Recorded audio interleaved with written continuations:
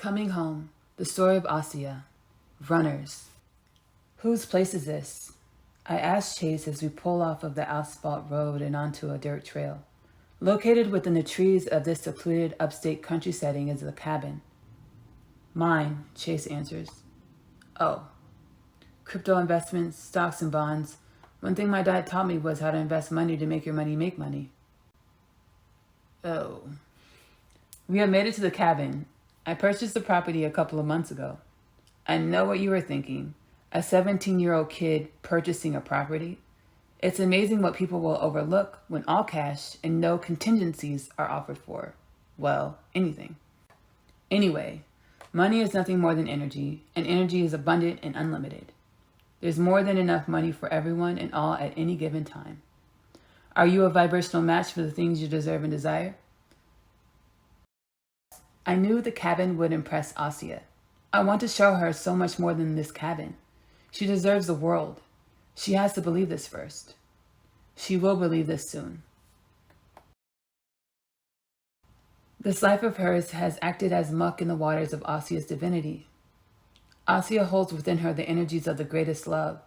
She's understandably having a difficult time seeing the pure love that she is through the murkiness that has been her life.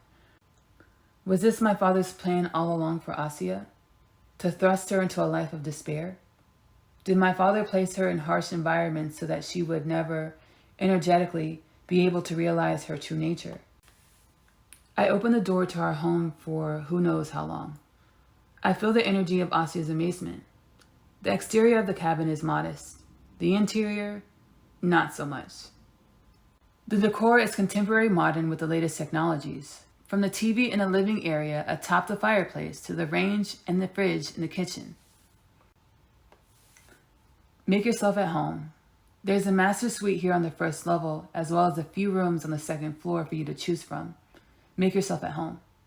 I say to Asiyah with my hands in my pocket as I admired Asiyah's energies of shock and awe.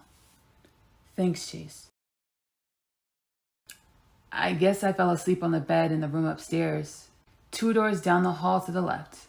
Not the master suite, but cozy enough with its king-size bed and warm flannel sheets. I lay down for a moment to rest my body and awoke to realize I'd fallen into a 3-hour slumber. Not just any nap. I had a dream. I had a dream of... Clank! My train of thought to recall my dream was interrupted by a loud disturbance coming from downstairs. I left the sanctuary of the room upstairs to find Chase cooking in the kitchen. Did I wake you? I'm sorry. The pans collapsed in the cabinet. I guess I could store them pans more efficiently, he says with a look of embarrassment on his face. I smile, as Chase's embarrassment is endearing to me. It's okay. It's fine. I didn't mean to fall into a comatose state. Chase has a smile on his face. Yeah, I figured I'd let you sleep. We had a long and interesting day. Oh, let me. I'm sorry. I worded that wrong. I allowed you to sleep in. Ha ha ha ha. You're funny. Chase laughs and casts his great luminescent smile in a way to brighten up this darkest of days. I made us dinner. Pasta and a garlic and spinach cream sauce. Asiyah slept in the room she made home upstairs, and I took the master suite downstairs. We were awoken by Roger and Steve. Good morning, sleepyheads, Roger says. How did you find us? I asked Roger and Steve. Asiyah called Alexi last night, Steve says. We were able to pinpoint the location of the device from which Asiyah called Lexi. There's only a handful of residences in the area. Didn't take long for us to, well, find you. The look in Asiyah's eyes evokes empathy from me rather than rage. Last night I told Asiyah all that I knew.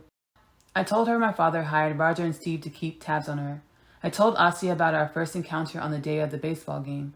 Asiyah told me about her reoccurring dreams of being in an incubator. Asiyah realized she was remembering. During the conversation with Asiyah last night, I realized something as well. Leading up to this moment, I yearned for Asiyah. I thought about Asiyah day in and day out.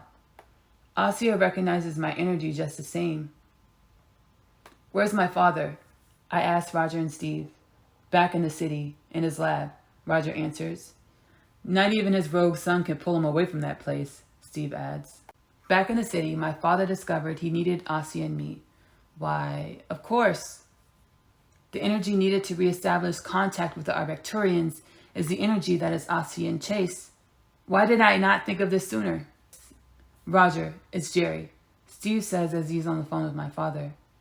He said to bring the kids back to the city to his lab ASAP. You hear that, kids? You're toast, Roger says.